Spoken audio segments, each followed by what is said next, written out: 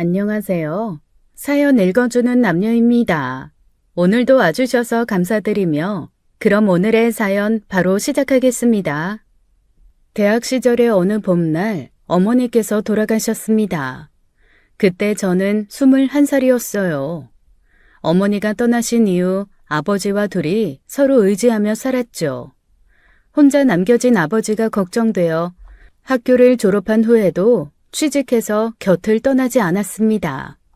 그러다가 30살이 되던 해에 결혼을 하며 출가를 하게 되었죠. 남편은 2살 연상의 남자였어요. 성실하고 다정한 사람이었습니다. 덕분에 평범하고 안정된 삶을 살 수 있었어요. 아버지도 남편을 참 아끼셨어요. 결혼 후에도 남편은 아버지를 자주 챙겼습니다. 두 사람은 바둑을 좋아했기에 자주 시간을 함께 보냈어요. 그 모습이 저는 참 보기 좋았습니다. 그때까지 저는 그것이 우리 가족의 행복이라 믿었어요. 어느 날 아버지가 병원에서 건강검진을 받았습니다. 아버지 혼자 결과를 들으러 가는 건 마음이 놓이지 않았어요. 그래서 남편과 함께 아버지를 모시고 병원을 찾아갔죠. 원래 아버지는 젊어서부터 동맥경화와 고지혈증이 있으셨어요. 꾸준히 약을 드시고 계셨죠. 그리고 1년에 한 번씩 검진도 꼭 받았습니다. 의사는 아버지의 상태가 이전보다 좋지 않다고 말했어요. 의사는 생활습관 개선과 함께 약을 꾸준히 드셔야 한다고 강조했어요. 무엇보다 식습관을 철저히 관리하라고 신신당부했죠. 집으로 돌아오는 길에 저는 남편과 상의했습니다. 앞으로 더 자주 아버지를 찾아뵙고 챙겨드리기로 결정했어요. 남편도 적극적으로 동의하며 함께 노력하겠다고 했죠. 그날부터 저는 매일 아버지께 전화를 드렸습니다. 식사는 무얼 하셨는지, 약은 잘 드셨는지 확인했죠. 틈이 날 때마다 집에도 찾아갔어요. 제가 만든 음식들을 냉장고 가득 넣어두었어요. 남편 역시 회사에서 돌아오면 종종 아버지 집에 들렀습니다. 아버지와 바둑도 두고 산책도 하면서 시간을 보냈죠. 하지만 그렇다고 걱정은 사라지지 않았습니다. 아버지는 늘 웃으며 괜찮다고만 하셨지만요. 저는 밤마다 불안감에 잠을 설쳤어요. 어머니를 잃었던 때의 기억이 자꾸만 떠올랐거든요. 저는 매일 밤 남편에게 물었습니다. 아버지, 괜찮으시겠지? 남편은 늘 그랬듯 제 손을 꼭 잡아주며 걱정 말라고 했어요. 아버지의 건강 상태가 좋지 않다는 소식은 남편을 통해 시어머니께도 전해졌어요. 그러자 시어머니는 자주 친정집을 찾아가시기 시작했죠. 처음에는 그저 감사했습니다. 시어머니는 손수 만든 음식을 가져와 아버지를 챙겨주셨거든요. 하지만 시간이 지날수록 아버지의 표정이 점점 어두워졌어요. 한 번은 아버지가 제게 조심스럽게 말을 꺼냈죠. 지혜야, 사돈댁 어른이 오시는 게 아빠는 불편하다. 놀란 저는 이유를 물었죠. 아버지는 잠시 머뭇거리시다 어렵게 입을 열었습니다. 집에 오시면 자꾸만 이것저것 살펴보시더라. 처음엔 그냥 궁금하셔서 그런가 싶었는데 요즘엔 뭐 이상한 질문도 하시고. 질문? 무슨 질문을 하시는데? 대놓고는 아니지만 작게는 이 집은 작아냐, 땅은 얼마나 되냐 이런 것들 물어보더니 최근에는 예금이 얼마인지 그런 것까지 묻더구나. 이거야 원 듣고 있자니 불쾌하기도 하고. 시어머니가? 뭐야. 그런 걸 왜 묻는데. 난 전혀 몰랐는데. 미안해, 아빠. 내가 그만 방문하시라고 잘 말씀드려볼게요. 특히 최근에는 더 노골적으로 물으셔서 무척 민망하셨다고 했죠. 아버지 말씀에 저는 당황스러웠어요. 저는 아버지께 일단 제가 알아서 처리하겠다고 약속했죠. 아버지의 말씀이 자꾸만 마음에 걸렸습니다. 시어머니가 설마 그런 의도는 아닐 거라 생각했어요. 저는 시어머니께 조심스럽게 말을 전하기로 마음먹었죠.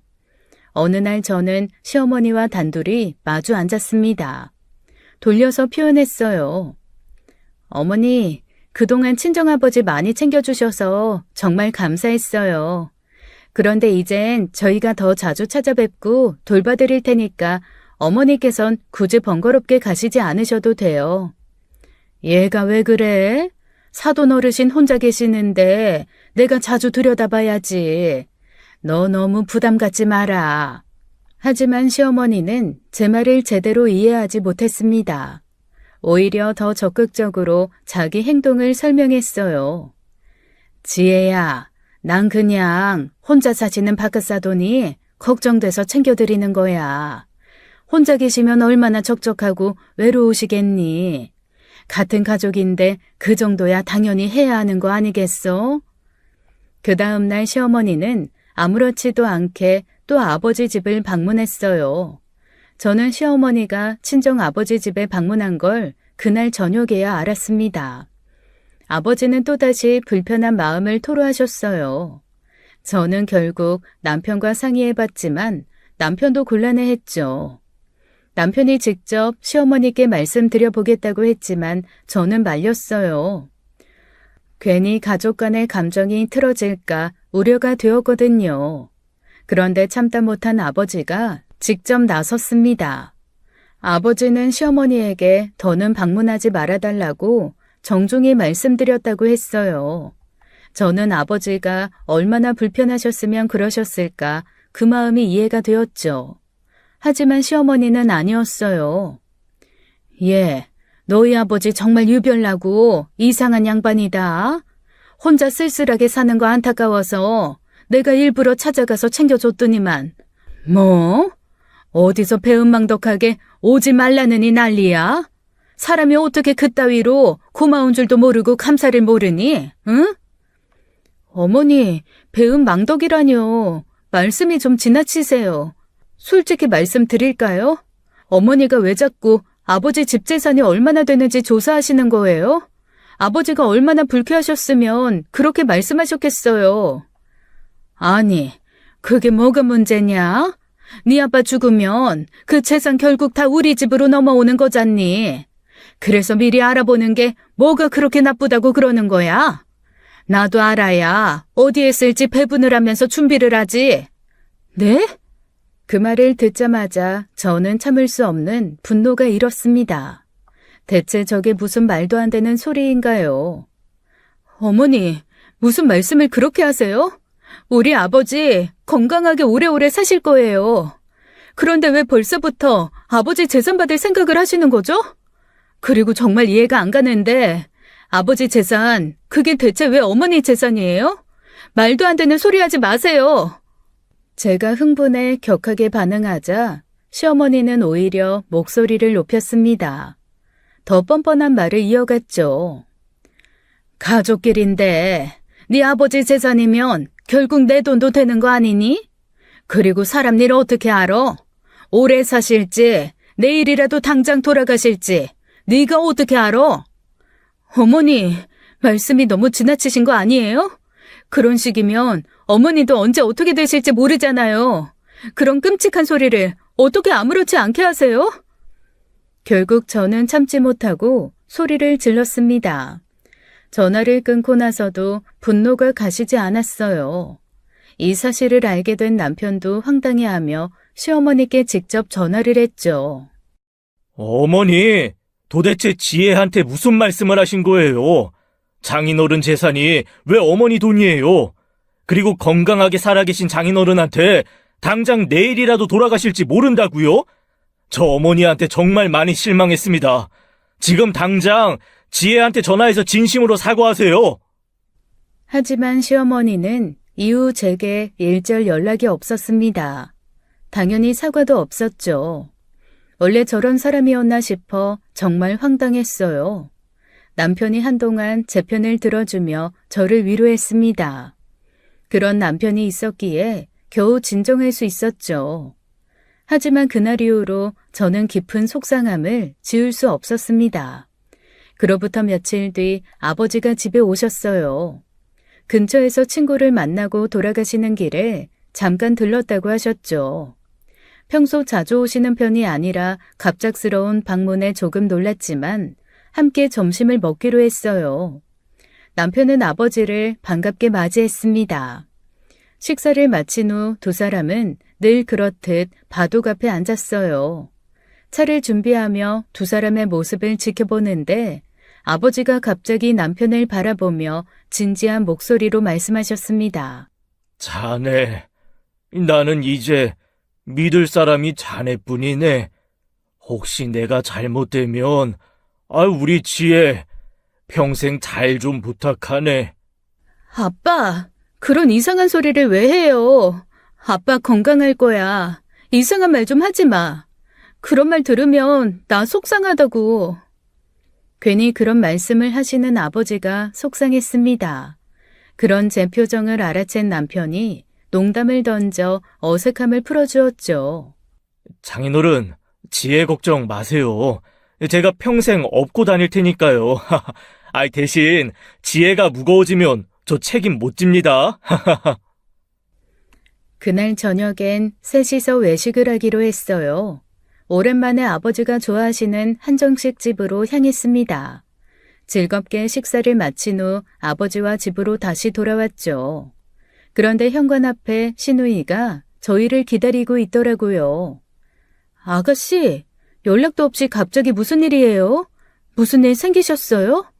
성희야, 무슨 일이야? 이 시간에 갑자기 찾아오고, 무슨 급한 일이라도 있는 거야? 사돈 어르신, 안녕하세요. 사돈 처녀, 잘 지냈지요? 네, 저 오빠한테 부탁할 게 있어서 왔는데 죄송해요. 사돈 어르신 계신 줄 알았으면 다음에 올 걸 그랬어요. 새언니 미안해요. 너무 급해서 연락할 정신이 없이 왔네요. 부탁이요? 무슨 부탁인데요? 이렇게 급하게 오셔서. 난 괜찮으니 일단 들어와요. 그래, 일단 안으로 들어와. 들어가서 이야기하자. 그래, 고마워. 정말 기니 할 말이 있어서 그래. 일단 시누이를 집으로 들어오게 했습니다. 무슨 할 말이 있는지 물어보았죠. 그러니 시누이가 다짜고짜 울기 시작하는 거예요. 그것도 돈을 빌려달라면서요. 그 자리에 친정아버지도 함께 계셔서 상황이 난처했어요. 저와 남편은 일단 시누이를 진정시키려고 노력했죠. 하지만 시누이는 울음을 그치지 않고 오히려 더 큰 목소리로 돈을 빌려달라며 애원했습니다. 오빠, 새언니, 나 정말 급하게 돈 좀 빌려줘. 이렇게 찾아오는 거 나도 정말 싫었는데 지금은 아무한테도 부탁할 곳이 없어. 제발 이번 딱 한 번만 도와줘. 오빠, 제발 나 좀 살려줘. 성희야, 너 왜 이래 갑자기? 무슨 일인데? 진정부터 하고 천천히 말해봐. 일단 좀 앉아보세요. 뭐가 그렇게 급하신데요? 울지 마시고요. 네? 그때 아버지가 시누이에게 차분히 말했어요. 대체 무슨 일인지 일단 들어보자고요. 시누이는 어렵게 입을 열었습니다. 오빠, 내가 하는 옷가게가 지금 완전히 망하게 생겼어. 곧 재계약인데 가게 주인이 갑자기 세를 엄청 올렸어. 지금 당장 계약금 낼 돈도 없고 더 큰 문제는 요즘 장사까지 너무 안 돼서 월세가 몇 달째 밀려 있어. 이대로 가면 진짜 다 망하게 생겼어. 나 이제 어떡해? 그 정도로 심각했어요? 왜 진작 말을 안 하셨어요? 진작이고 뭐고, 그런 일이라면 나한테 전화를 먼저 했었어야지. 이게 무슨 짓이야? 시누이는 눈물을 흘리며 돈이 꼭 필요하다고 제게 돈 좀 빌려달라고 했죠. 남편은 시누이 말에 매우 당황해하며 그리고 불쾌해했습니다. 장인어른 앞에서 저런 행동을 하는 동생이 불편했던 거죠. 너 지금 장인어른도 계시는데 뭐 하는 거야? 장사가 그렇게 안 되면 진작 접었어야지. 지금 여기가 어디라고 찾아와서 이렇게 소란을 피워. 그것도 이 늦은 시간에. 오빠, 내가 가게를 접으면 서우랑 나는 앞으로 어떻게 살아? 먹고 살 길이 없으니까 이러는 거잖아. 오빠가 그렇게 매정하게 말하면 난 어떡하라고. 신우이는 이혼 후 혼자서 8살 아들 서울을 키우고 있었어요. 돈이 궁에 궁지에 몰려 저를 찾아온 마음이 이해가 안 가는 것은 아니었지만 저는 이상하게 신우이가 수상했습니다. 돈을 빌려달라고 눈물을 쏟으면서도 은근슬쩍 아버지를 힐끔거리는 게 영 수상했어요. 뭔가 바라는 듯한 느낌이었죠. 일단 신우이에게 차분하게 말했습니다. 아가씨, 일단 오늘은 너무 갑작스러우니까 조금만 시간을 주세요. 돈 빌려드리는 문제는 남편이랑 상의하고 저희도 찬찬히 고민해보고 말씀드릴게요. 지혜야, 고민할 필요도 없어. 우리도 지금 당장 여유가 없어서 돈 빌려줄 상황 아니야. 성희야, 미안한데 이건 도와주기 힘들겠다. 어떡해. 나 이제 진짜 끝이야. 나 어떡하라고. 오빠마저 이러면 난 이제 정말 방법이 없다고. 때 부리지 마. 그런다고 해결되는 거 아니야. 신우이는 그 자리에서 주저앉아 오열하기 시작했습니다. 거실에는 신우이의 울음소리만 크게 울렸죠. 그때 아버지가 천천히 나서서 신우이에게 말을 걸었습니다. 아버지는 차분한 목소리로 신우이를 달랬어요. 사돈처녀, 울지 마요. 지혜야, 아무래도 사돈처녀가 많이 곤란한 상황 같은데 내가 큰 돈은 아니어도 조금이라도 도와줘야겠다. 사돈처녀, 일단 마음부터 진정해요. 아빠. 사돈처녀도 가족인데 어려울 때 도와야지. 괜찮다, 지혜야. 장인어른, 죄송합니다. 괜찮다니까. 사돈 어르신, 감사합니다. 정말 감사해요. 신우이는 그 말을 듣자마자 표정이 완전히 달라졌어요. 조금 전까지 울며 매달리던 모습은 온데간데 없이 갑자기 얼굴에 웃음을 띠더군요. 저는 그 모습을 보면서 마음이 편치 않았습니다. 무척이나 기분이 찜찜했죠. 옆에서 그 모습을 지켜보던 남편 표정도 어두워졌고요. 결국 아버지는 신우이에게 적지 않은 금액을 빌려주기로 하셨습니다. 그때 저는 그냥 넘어갈 수 없다고 생각했어요. 아빠, 가족 간이라도 돈 거래는 확실히 해야 나중에 서로 얼굴 붉히는 일 없어요. 그래서 말인데 차용증은 써두는 게 좋겠어요.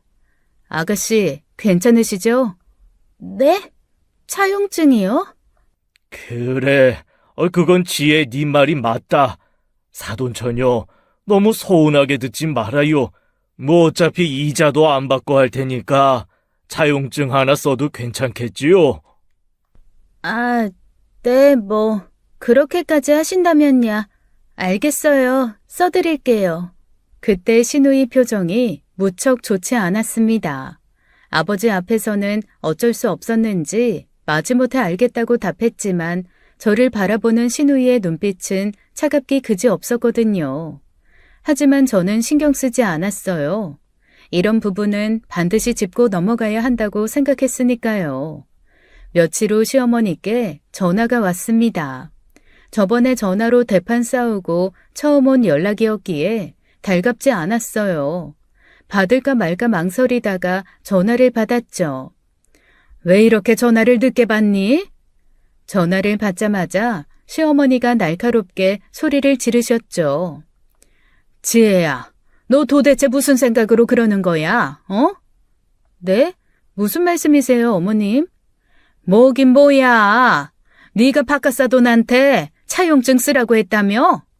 아무리 돈 문제라지만 가족끼리 정으로 돕는 건데 차용증이라니. 사람이 그렇게까지 냉정해야겠어? 정말 너무 야박하다 너. 사람이 심보가 왜 그래? 어머니, 냉정하다뇨. 제가 뭘 잘못했나요? 원래 이런 건 가족끼리니까 더 확실하게 해야죠. 가족이니까 그냥 대충 넘어갔다가 나중에 돈 때문에 서로 감정 상하고 얼굴 붉히는 일 많이 봤어요. 어머니도 잘 아시잖아요. 그걸 말이라고 하니? 바깥사돈은 그렇게 좋은 뜻으로 도와주시는데 너만 그런 식으로 나오면 사돈이 얼마나 민망하시겠어? 내가 다 바깥사돈 입장 생각해서 하는 말이다. 사람 관계라는 게 그렇게 계산적으로 하는 게 아니야. 어른이 말하면 네 하고 새겨듣지는 못할 망정 왜 이렇게 따박따박 말대답이야? 차용증 그거 취소해라. 찢어버리라고. 아니죠, 어머님. 어머님, 정확히 하자는 게 왜 문제죠? 차용증이 있어야 나중에 서로 오해도 없고 깔끔하죠. 차용증 안 쓰면 나중에 얼마를 빌렸느니, 얼마를 빌려주었느니 서로 헷갈려하면서 딴말 나와요. 어머님께서도 이전에 이모님한테 돈 200 빌려주셨는데 이모님이 100만 빌렸다고 100만 돌려주셨다면서요. 그래서 어머님이 이모님한테 엄청 화내셨잖아요. 그때 어머님도 분명 그러셨잖아요. 차용증 안 쓰고 계좌 이체 안 하고 현금으로 준 게 천추의 한이라고요.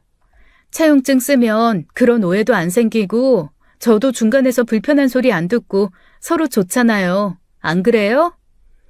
시어머니는 제 말에 아무 말씀도 못했습니다.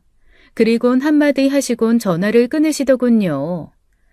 그래도 잘났다 이거사. 그리고 그 다음 주 저는 시댁에 가게 되었어요. 조카 생일 때문이었죠.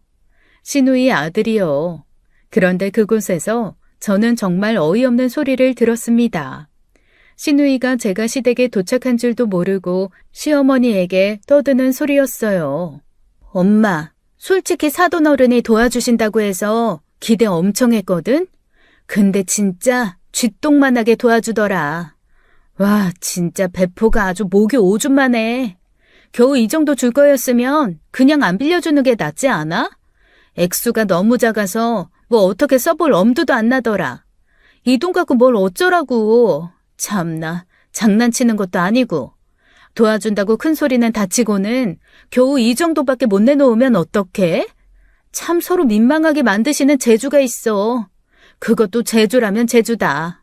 진짜 어른이면 좀 통 크게 팍팍 도와줘야지. 이렇게 쥐꼬리만한 돈으로 생색내면 뭐 기분 좋나? 자기 기분만 좋겠지. 참나. 그 양반이 보기보다 쫌생인가 보다. 정말 화가 치밀었어요. 물에 빠진 사람 구해줬더니 이게 뭔 막말입니까? 당장이라도 한마디 하려는 찰나 남편이 저보다 먼저 나섰죠. 야, 김성희! 엄마야, 깜짝이야. 오빠? 새언니, 언제 왔어요? 아이고, 깜짝이야. 야, 이거사, 애 떨어지겠다. 김성희, 너 방금 뭐라고 했어? 뭐? 쥐꼬리? 요즘 쥐꼬리는 그렇게 기냐? 5천이 적어? 장인어른이 네 사정 딱 해서 도와주신 건데 뭐가 어쩌고 좋지? 액수가 적어서 민망하다고? 야, 너 그렇게 불만이면 당장 그 돈 내놔. 아무도 너 보고 그 돈 빌려가라고 매달린 적 없어. 인간이 어떻게 감사함을 몰라? 당장 그 돈 돌려놔. 감사함을 모르는 너 같은 건 자격 없어. 네 혼자 해결해. 오빠, 미안해. 내가 미쳤나 봐. 순간적으로 돈 걱정 때문에 너무 예민해져서 실수한 거야. 내가 잘못했어. 진짜로. 다시는 이런 말 안 할게. 정말 미안해, 오빠. 야, 김성희. 나한테 사과하지 말고 지혜한테 제대로 사과해. 지금 너 궁지에 몰렸을 때 유일하게 도와주신 분이 지혜 아버님이야. 너한테는 은인인 사람이라고. 지금 지혜가 얼마나 민망하고 얼마나 화났겠냐. 너 지금 당장 지혜한테 제대로 사과 안 하면 다시는 내 얼굴 볼 생각도 하지 마. 새언니, 정말 미안해요. 내가 너무 급해서 순간 정신이 나갔었나 봐. 알잖아요. 나 자주 미치는 거. 미안해요, 새언니. 아버님이 도와주신 거 진짜 고맙게 생각할게요. 아, 미친년. 정말 내가 미친년이지. 내가 너무 막말했어요. 정말 진심으로 미안해요. 앞으로 다시는 이런 일 없을 거야. 한 번만 용서해줘요. 아마 남편이 아니었으면 저는 그날 시누이와 한판 싸웠을지도 몰라요. 계속된 시댁 식구들과의 마찰로 스트레스가 이만저만이 아니었어요. 하지만 이 사건들은 앞으로 제게 벌어질 일들에 전초전에 불과했죠. 그로부터 한 달이 지났을 무렵이었습니다. 친정 아버지가 돌아가셨어요. 연락을 안 받으셔서 집에 찾아갔다가 침대에 누워서 돌아가신 아버지를 발견했죠. 의사 말에 의하면 심장마비라고 하더라고요. 저는 온전히 정신을 차릴 수가 없었습니다. 말 그대로 그냥 미친 사람처럼 있었어요. 도저히 믿을 수가 없었어요. 내가 아버지를 모셨다면 상황이 달라지지 않았을까 하는 자책을 하루에 수백 번씩 한 것 같아요. 장례를 치르는 내내 현실감이 없었습니다. 장례식장에는 시댁 식구들도 찾아왔어요. 남편과 시어머니, 시누이까지 모두 슬픔을 표하며 눈물을 보였죠. 특히 남편은 매우 슬퍼하는 모습을 보였습니다. 남편은 제 곁을 떠나지 않고 계속 위로를 했어요. 그 덕에 저는 겨우 정신을 붙들고 있을 수 있었죠. 장례식이 진행되는 동안에도 시댁 식구들은 적극적으로 도왔습니다. 그 모습에 저는 잠시나마 감사한 마음이 들었어요. 그렇게 정신없는 시간이 지나고 장례식을 무사히 마쳤습니다. 하지만 집으로 돌아온 순간부터 저는 큰 슬픔과 허탈함에 빠져 있었어요. 갑자기 아버지를 잃었다는 사실이 너무나 고통스러웠죠. 그렇게 아무것도 할 수 없는 상태로 집에 누워 있는데 전화가 걸려왔습니다. 시어머니였어요. 지혜야, 얼마나 마음이 아프니? 아이고, 애통해라. 갑자기 바깥사돈 이렇게 떠나시고 너 혼자 얼마나 힘들고 외로웠겠어. 나도 가슴이 너무 아프고 그냥 매일이 눈물만 자꾸 나더라. 그래도 이럴수록 더 강하게 마음먹고 잘 이겨내야 한다. 네 옆에 우리가 있잖니. 내가 네 엄마 대신으로 옆에서 끝까지 지켜줄 테니까 너무 혼자 끙끙 앓지 말고 언제든지 나한테 기다렴. 네가 마음 잡을 때까지 내가 절대 떠나지 않고 네 곁에 있어줄 거다. 아이고, 주책맞게 또 눈물이 나네. 어머니, 감사해요. 제가 괜히 어머니께 친정집에 가지 말라고 했어요. 차라리 어머니가 계속 아버지 집에 드나드셨으면 이렇게 갑자기 혼자 돌아가시진 않았을 텐데. 제가 다 잘못했어요, 어머니. 얘가 왜 이러니? 그런 자책하지 마라. 네 잘못이 절대 아니다. 원래 인생이란 게 그렇단다. 누구 탓도 할 수 없는 거야. 그러니 자책하지 말고 어서 기운 차려야지. 알았지, 우리 지혜? 시어머니와의 위로 통화를 마친 후 저는 멍하니 핸드폰 화면을 바라봤습니다. 그런데 통화 종료가 안 되고 영상이 갑자기 켜졌어요. 아마도 통화를 끝내려던 시어머니가 실수로 영상통화 버튼을 누른 것 같았습니다. 저는 조용히 종료 버튼을 누르려다가 이후 들려오는 시어머니 목소리에 그만 얼어붙고 말했어요. 아유, 그 영감탱이 이제야 죽었네. 잘 죽었다. 이제 다 속이 다 시원하다. 엥. 엄마도 참 연기도 잘해. 방금 전까지 그렇게 눈물 흘리더니 참나. 아무리 그래도 잘 죽었다가 뭐냐? 시끄러 이거사. 그 양반이 죽어라. 우리도 숨 좀 쉬지. 안 그래?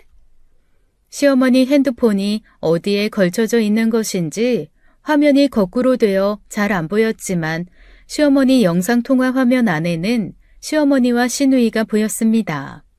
서로 웃으며 소주잔을 부딪히고 있었죠. 그런데 그때였어요. 영상에는 잘 안 보이지만 다른 한 명이 더 있었습니다. 맞아요. 남편이었어요. 그래도, 엄마, 좋은 곳 가시라고 해줘. 장인어른이 나한테 얼마나 잘해주셨는데 말이야. 장인어른, 부디 좋은 곳 가십시오. 자자, 우리 돌아가신 장인어른을 위해서 건배! 이제 그 영감탱이 죽었으니 드디어 그 영감 재산 다 우리 거 아니냐? 앞으로 편하게 살겠네. 편하게 살아. 그러게 말이야. 아, 요즘 돈 때문에 너무 쪼달렸는데, 이제 돈 걱정은 안 해도 되겠다. 아우, 이제 정말 살만하겠어. 오빠, 잘 들어봐. 이제부터 오빠가 지혜만 잘 조종하면 돼. 어차피 그 아저씨 유산 지혜한테 다 갈 테니까. 적당히 가스라이팅해서 우리 마음대로 쓸 수 있게 만들어놔. 알았지? 할 수 있지? 먼저 펜션 빚이나 좀 갚자. 아우, 한 달 이자가 대체 얼마야? 신우이는 가스라이팅이라는 단어를 입에 올렸습니다. 사람을 심리적으로 조종하는 그것이요. 걱정 마. 그런 건 내가 누구보다 잘하잖아. 내가 가스라이팅은 고등학교 때부터 선수였다. 지혜 정도는 내가 마음 먹은 대로 움직일 수 있어. 아, 그냥 나만 믿으라고. 쟤 하는 거 봐라. 아주 지안에 편들면서 우리를 얼마나 잡았어. 네 오빠는 알아서 잘하니까 너나 잘해. 하긴 잘하긴 하더라. 오빠 아주 미친 듯. 저번에 나한테 막 화낼 때 너 진짠 줄 알았잖아. 이참에 연기 쪽으로 나가봐. 대박 칠 듯. 그럴까? 아야, 신인상 받는 거 아니야? 아니다. 얼굴이 안 되네. 저는 남편이 저를 사랑한다고 믿어왔습니다. 하지만 모든 것이 연기였다는 것을 그 순간 알았죠. 지금까지의 삶이 모두 거짓이었다는 생각이 들었어요. 시댁 식구들과 갈등이 생겼을 때 제 편을 들어주던 남편은 사실 그런 척을 하고 있던 겁니다. 영상 속 세 사람은 제가 그 장면을 보고 있다는 사실을 전혀 몰랐어요. 저는 손이 떨리는 것을 겨우 참고 천천히 통화 종료 버튼을 눌렀습니다. 이 인간들이 제가 모든 것을 들었다는 것을 눈치 못 채게요. 집안이 다시 조용해졌어요. 하지만 제 속은 그 어느 때보다 시끄러웠죠. 이대로 그냥 이혼을 한다? 안 될 말이었어요. 그건 저 사람들에게 너무 착한 방법이죠. 다음 날 아침 남편은 아무 일 없다는 듯이 저에게 다가왔습니다. 평소처럼 상냥한 표정이었어요. 남편은 제게 아버지 유산의 상속 절차를 잘 진행하고 있는지 물었죠. 순간 저는 남편 얼굴에 죽방을 날리고 후라이팬으로 뒤통수를 후려쳤습니다. 라는 상상을 했어요. 정말 그러고 싶었죠. 하지만 저는 아무렇지 않은 척 표정을 유지했습니다. 더 큰 그림을 그려야 했어요. 남편을 빤히 바라보며 담담히 말했습니다. 여보, 나 친정아버지 유산 전부 다 자선단체에 기부했어. 이미 결정하고 변호사 통해서 진행까지 다 하고 있으니까 그렇게 알아둬. 뭐? 아이, 당신 지금 제정신이야? 아니, 장인어른께서 어렵게 모으신 재산을 그렇게 쉽게 남들한테 줘버리면 어떡해. 기부도 좋지만 이렇게 막무가내로 처리하면 안 되지. 나하고 상의를 먼저 했었어야지. 그렇게 됐네. 당신이 뭐라 하든 이미 늦었어. 내 결심은 확고해. 그리고 이 문제에 대해서 더 이상 얘기하고 싶지 않으니까 그렇게 알고 있어. 저의 말을 들은 남편은 얼굴빛이 크게 변했습니다. 눈에 띄게 당황한 남편은 급하게 저를 설득하기 시작했어요. 가스라이팅 시작인 거죠. 여보, 잘 생각해봐. 아버님이 평생 얼마나 힘들게 번 돈이야. 그걸 그렇게 함부로 남들한테 넘기면 아버님께서 하늘에서 정말 섭섭해하시지 않을까?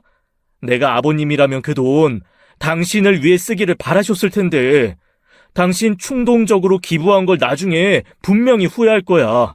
지금은 슬퍼서 제대로 판단하기 힘들 수도 있어. 내가 옆에서 객관적으로 보니까 하는 말이야. 내 말 믿고 지금이라도 기부 취소해. 그게 아버님 뜻에도 맞는 거야. 싫어. 이후에도 남편이 저를 쫓아다니며 뭐라 개똥철학이 들어간 말들을 늘어놓았지만 저는 그 말을 듣지도 않았습니다. 그리고 그날 저녁 이번에는 시어머니에게서 전화가 걸려왔어요. 전화를 받자마자 시어머니는 화를 내기 시작했습니다. 지혜야, 너 정말 무슨 정신으로 그런 결정을 한 거니? 어? 너 지금 제정신이야? 너희 아버지가 평생 모은 재산을 왜 아무 관련도 없는 사람들한테 함부로 줘버리냐고. 당장 취소해라. 절대 하면 안 돼. 어머니, 이미 다 결정된 일이에요. 아버지 유산을 어떻게 쓸지는 전적으로 제 몫이에요. 더 이상 이 문제로 어머니랑 얘기할 생각 없으니까 그만하세요. 지혜야, 이 시애미가 네 엄마 해준다고 했잖니, 응? 엄마 말 들어야지, 우리 지혜. 죄송하지만 전 어머님 딸 같은 며느리 할 생각 없어요. 그리고 몇 시간 뒤에 이번에는 이 인간들이 작정을 하고 찾아왔더군요. 시어머니와 시누이가 다급한 얼굴로 집에 들이닥쳤어요.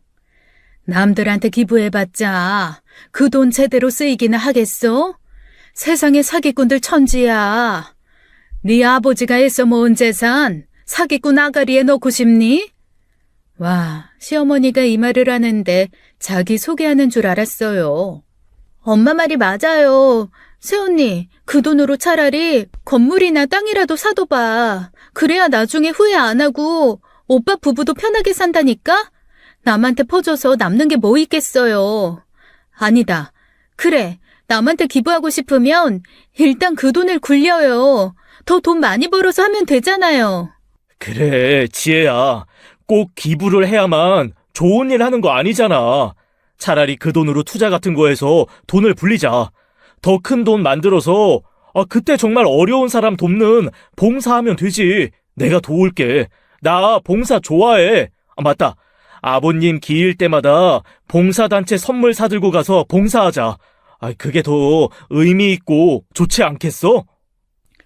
저는 정말 이해가 안 되네요.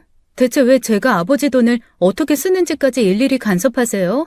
그 돈으로 땅 사고 건물을 사든 기부를 하든 왜 그러세요? 얘가 아직 몰라서 그러네. 너희가 잘 살아야 남들도 너희 가족 우습게 안 보고 무시도 못하는 거야. 아버지 돌아가셨다고 너까지 어렵게 살면 그게 진짜 네 아버지 얼굴에 먹칠하는 거지. 정말 더 들을 필요도 없는 말씀이네요.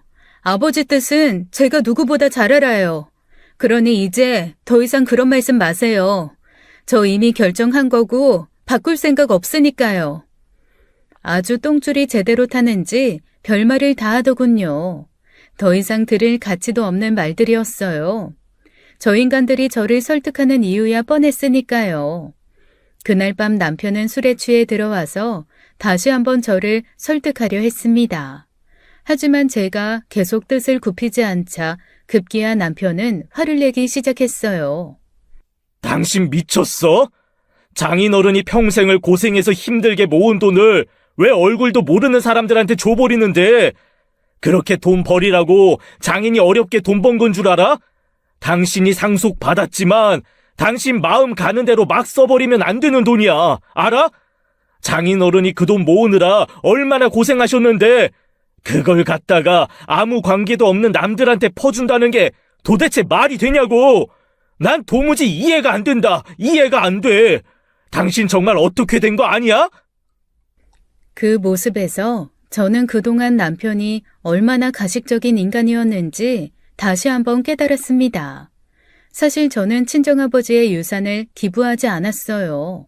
겉으로만 그렇게 선언한 것이었죠. 실제로는 유산 전액을 몰래 은행에 예치해 두었습니다.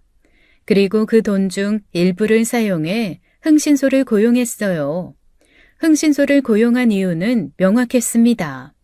남편과 시어머니가 운영하는 가족 사업인 펜션 사업의 실태를 조사하기 위해서였죠.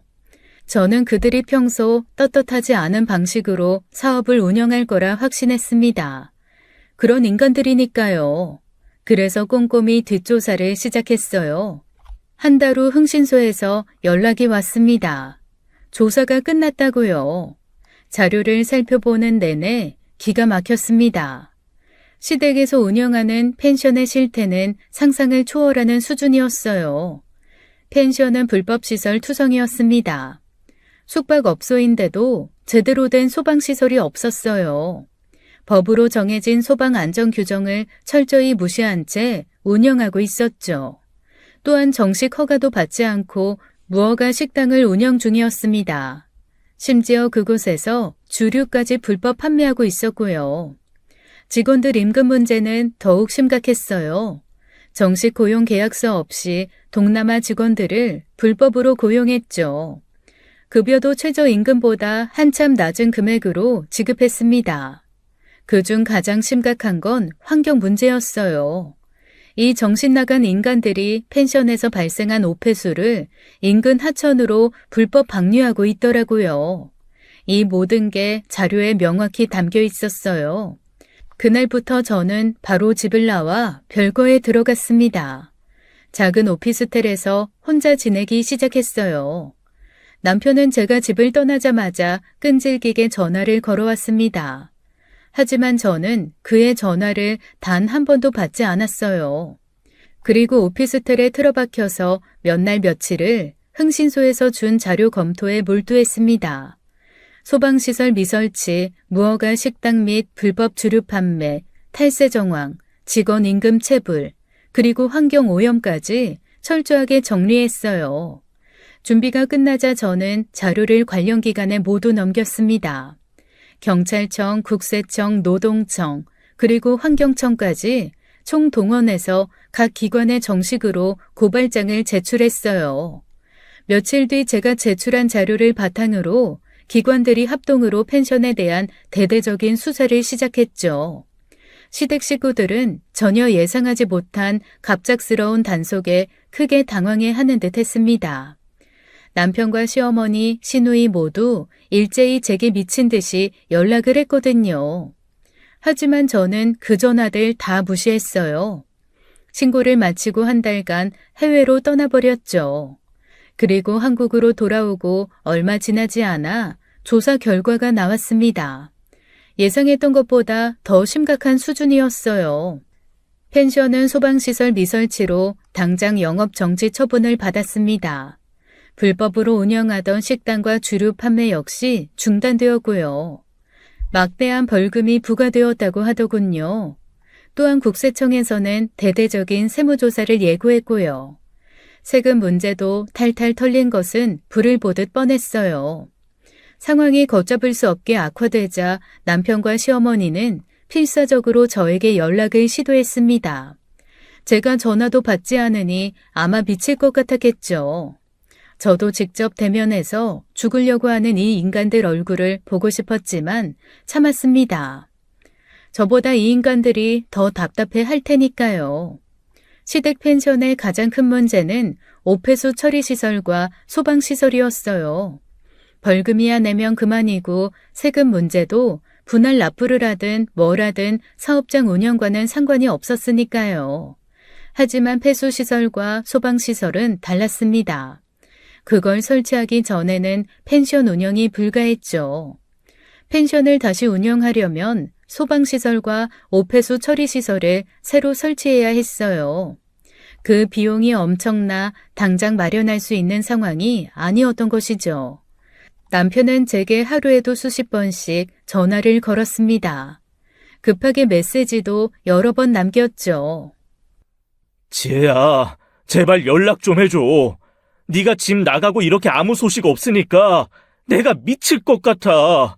일단 만나서 얘기 좀 하자. 지혜야, 내가 잘못했어. 너한테 화낸 거 정말 미안해. 내가 다 잘못했다니까 제발 전화 좀 받아줘. 이지혜, 너 진짜 이럴 거야? 아무리 화가 나도 그렇지 어떻게 연락 한 통이 없냐? 사람 무시하는 거야, 뭐야? 당장 전화 안 해? 너 지금 사람 가지고 노는 거야? 적당히 해야지. 계속 이러면 나도 가만 안 있어?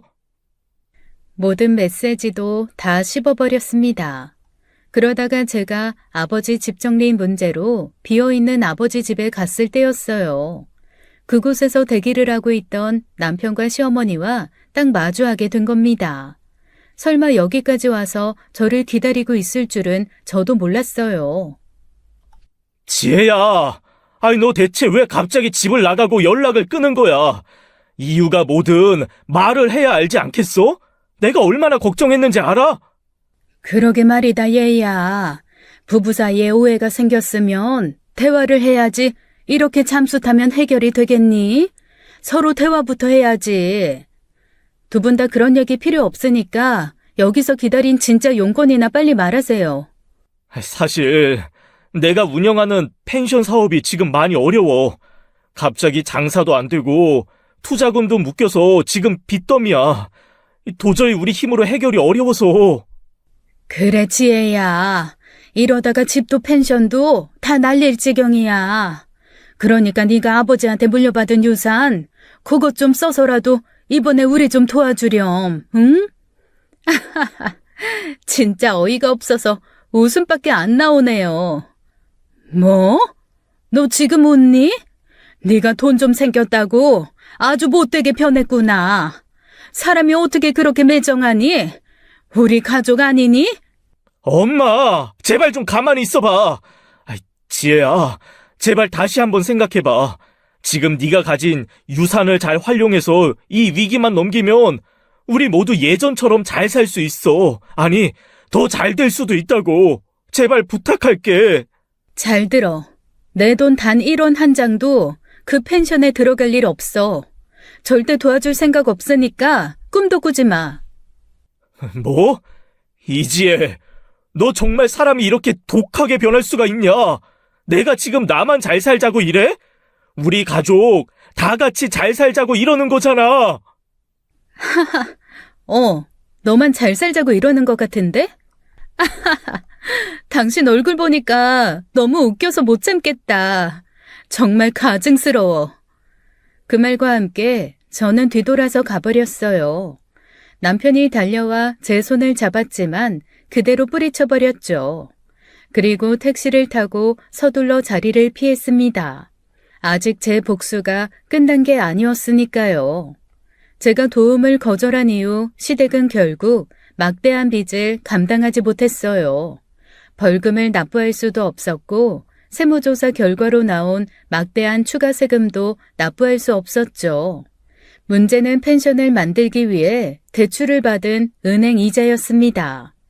그 이자조차 막는 게 불가능해졌죠.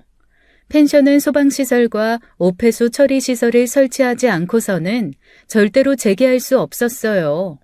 하지만 그 비용이 너무 커서 결국 시댁 인간들은 펜션을 헐값에 급매물로 내놓게 되었습니다. 하지만 놀랍게도 아무도 관심을 갖지 않았어요. 소방시설과 오폐수 시설을 새로 설치하는 데 들어가는 비용이 막대했기 때문이죠. 결국 남편은 펜션 운영 당시 이미 빌린 막대한 은행 빚을 갚지 못해 결국 파산에 이르렀습니다. 시어머니 역시 소유하고 있던 유일한 재산인 아파트가 결국 경매 처분되었고요. 시누이도 가게를 유지할 수 없어 결국 문을 닫고 말았어요. 시모와 시누 그리고 남편은 순식간에 모든 재산을 잃고 경제적으로 완전히 몰락했습니다. 그제야 저는 남편에게 연락을 했어요. 바로 남편에게 이혼 소장을 보냈습니다. 이제 모든 관계를 완전히 정리할 때가 온 것이었죠. 소장을 보낸 직후 저는 다시 집으로 들어갔어요. 집에는 아무도 없었습니다. 저는 가장 먼저 현관문 비밀번호를 바꾸었습니다. 그리고 미리 불러둔 이삿짐 센터 사람들에게 남편의 짐을 모두 포장해 시누이가 사는 곳으로 보내달라고 했죠. 시어머니가 경매로 집을 날리고 시누이 집에 얹혀 살고 있었거든요. 한참 짐을 포장하고 있을 때였습니다. 이사 때문에 열어둔 현관문으로 남편이 들어왔죠. 남편은 집안의 풍경을 보고 깜짝 놀랐습니다. 짐을 포장하고 있던 사람들을 보며 물었어요. 당신들 누구야? 누군데 내 짐을 함부로 가지고 가? 네? 이사하신다고 해서 무슨 이사야? 이 사람들이? 당장 안 나가? 내가 불렀어. 저 괜찮아요. 계속 작업해주세요. 당신 언제 왔어? 당신 이혼 소장 봤지? 우리 이혼할 거야. 그리고 이 집 친정아버지가 결혼할 때 나한테 마련해주신 내 집이니까 내 집이야. 당신은 당장 나가. 뭐? 지금 내가 가장 힘들고 어려운 시기인데 이때 이혼을 하겠다고? 야, 도대체 내가 뭘 그렇게 잘못했는데? 말해봐. 나 결혼 생활 내내 당신한테 최선을 다했어. 돈도 열심히 벌었고, 당신 시집에서 갈등 생기면 내가 앞장서서 다 막아줬다고. 대체 내가 당신한테 뭘 그렇게 잘못했는데, 어? 당신, 설마 남자 생겼냐? 장인한테 큰돈 유산으로 받으니까 막 딴 남자 생각나고 그래서 남자 만났어? 그래서 이래? 당신, 아직도 내가 왜 그런 건지 이유를 모르겠어? 몰라. 모르겠다고. 대체 뭐가 문제인지 나는 하나도 모르겠다고. 저는 더 이상 설명하지 않고 휴대폰을 꺼내 남편에게 영상을 보냈습니다. 바로 시어머니가 잘못 눌러 연결된 영상통화를 녹화한 영상이었죠. 남편은 자신의 휴대폰에서 그 영상을 확인하기 시작했어요. 그리고 사색이 되며 저 한 번, 자기 핸드폰 한 번 번갈아 보더군요. 남편은 제가 모든 걸 알고 있다고는 상상도 못했었나 봐요. 지혜야. 아니, 내가 정말 미쳤었나 봐. 이거 다 술 취해서 정신없이 한 헛소리였어. 제발 한 번만 믿어줘. 이거 내 진심 아니야. 아니, 내가 어떻게 진심으로 그런 말을 하겠어. 장인어른이 나를 얼마나 믿어주고 잘해주셨는데. 아니, 제발 용서해줘. 어? 한 번만 봐줘. 제발. 그만해. 그걸 아는 사람이 우리 아빠한테 이래? 이제 당신 변명 듣고 싶은 마음도 없어. 이미 당신한테 모든 정이 떨어졌으니까. 그냥 이 집에서 나가. 그리고 다시는 내 앞에 나타나지도 말고. 제 말에 남편은 갑자기 눈빛이 달라졌습니다. 분노로 가득 찬 표정이었어요. 제가 알고 있던 인간이 아니었죠. 그리고 순식간에 제게 달려들더니 제 멱살을 잡았습니다. 그때였어요. 그 순간 제 뒤에 있던 남자가 빠르게 나서서 정확한 유도 기술로 남편을 바닥에 꽂아버렸습니다. 남편은 바닥에 꼽혀서 고통스러워하는 비명을 질렀죠. 그 모습이 마치 더럽고 징그러운 벌레처럼 보였습니다. 사실 저는 혹시라도 남편이 폭력을 행사할까 우려되어 단기로 미리 경호원을 고용해둔 상태였어요. 그러길 잘했다는 생각이 들었죠. 저는 바닥에 납작 쓰러져 있는 남편을 차갑게 내려다 보았습니다. 잘 들어. 다시는 내 눈앞에 나타나지 마. 만약 또 찾아와서 행패를 부리면 그땐 바닥에 꽂히는 걸로 안 끝날 거야. 그땐 진짜 네 인생도 같이 지옥에 꽂아버릴 테니까 각오하고 덤벼. 난 자신 있으니까. 제 말을 들은 남편은 잠시 바닥에 엎드린 채로 숨을 몰아쉬다가 천천히 일어났어요. 그리고 아무 말 없이 문 밖으로 도망치듯 뛰어나갔죠. 남편이 도망간 후 저는 이혼 소송을 본격적으로 진행했습니다. 소송 절차는 예상보다 순조롭게 진행되었어요. 저는 동시에 시누이를 상대로 지급 명령 소송도 제기했습니다. 아버지께서 살아계실 때 작성해 두신 차용증이 명확한 증거였어요. 법원에서는 제 주장을 받아들였습니다. 곧이어 강제 집행 절차가 시작되었죠. 시어머니와 남편이 빌부터 살고 있던 시누이 집이 그 대상이었습니다. 시누이는 지급 명령 통보를 받고 격하게 반발했어요. 희지애, 너 정말 사람 맞아? 어떻게 내 집까지 강제 집행을 걸어? 네가 어떻게 이럴 수가 있어? 당장 취소해. 당장! 법대로 하는 건데요? 차용증 쓰셨죠? 그러니까 더 이상 나한테 따질 거 없어요. 할 말 있으면 법정 가서 하시죠. 지혜야, 제발. 내가 잘못했어. 이러지 마. 진짜 나 길바닥에 나앉게 생겼어. 제발 이번 한 번만 봐줘. 어? 김성희, 너 기억해? 네가 힘들어서 울며 불며 빌 때 도와준 사람 우리 아버지셨어. 그런데 아버지 돌아가셨을 때 네가 한 짓 기억 안 나? 내 아버지 죽음을 비웃고 돈 욕심만 부리던 너는 인간도 아니야. 너 같은 사람이 감히 우리 아버지 돈을 써? 웃기지 마. 너한테는 아버지 돈 1원 한 장도 아까워. 시누이가 반항을 했지만 별 소용 없었어요. 며칠 뒤 시누이는 어떻게 마련했는지 제 계좌로 돈을 입금하더군요. 뭐 남편과 시어머니가 합심해서 사채를 썼는지 뭐 했는지는 관심 없었습니다. 뭐가 되었던 앞으로 그 인간들이 감당하겠죠. 남편과 이혼을 마무리한 뒤 저는 제주도로 향했습니다. 아버지가 생전에 좋아하셨던 곳이었어요.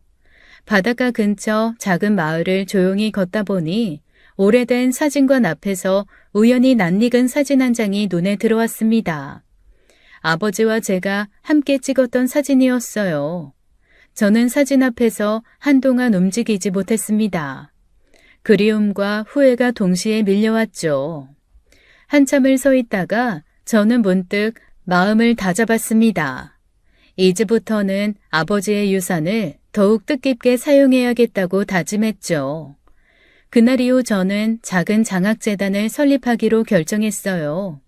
재단 이름은 아버지의 이름을 따서 짓기로 했고요. 재단을 통해 어려운 형편의 학생들에게 장학금을 지원했습니다. 그것이 아버지가 바라셨던 일이기도 했으니까요. 저는 일을 하며 하루하루 바쁘게 살고 있어요. 잡생각이 안 들도록요. 그리고 하루하루 보람을 느끼고 있죠. 그렇게 몇 년의 시간이 흘렀습니다. 어느 날 우연히 전 지인을 통해 남편의 소식을 듣게 되었어요. 전 남편과 시댁 식구들은 여전히 펜션 사업 실패로 인해 떠안은 막대한 빚에서 벗어나지 못하고 있었습니다. 경제적 어려움에서 헤어나지 못한 채 힘든 삶을 살아가고 있다는 소식이었어요. 하지만 저는 그 이야기를 듣고도 특별한 감정이 들지 않았습니다. 이미 오래전에 그들에 대한 관심을 완전히 끊어냈기 때문이죠. 이제 저는 오롯이 저 자신만을 위한 삶을 살기로 결심했습니다. 매일 저녁 저는 하늘에 계신 아버지를 떠올리며 다짐했어요. 하늘에 계신 아버지께 부끄럽지 않은 자랑스러운 딸로 살아가겠다고요. 지금까지 사연 읽어주는 남녀였습니다. 끝까지 시청해주신 여러분 감사드리며 저희는 다음 사연으로 돌아올게요. 감사합니다.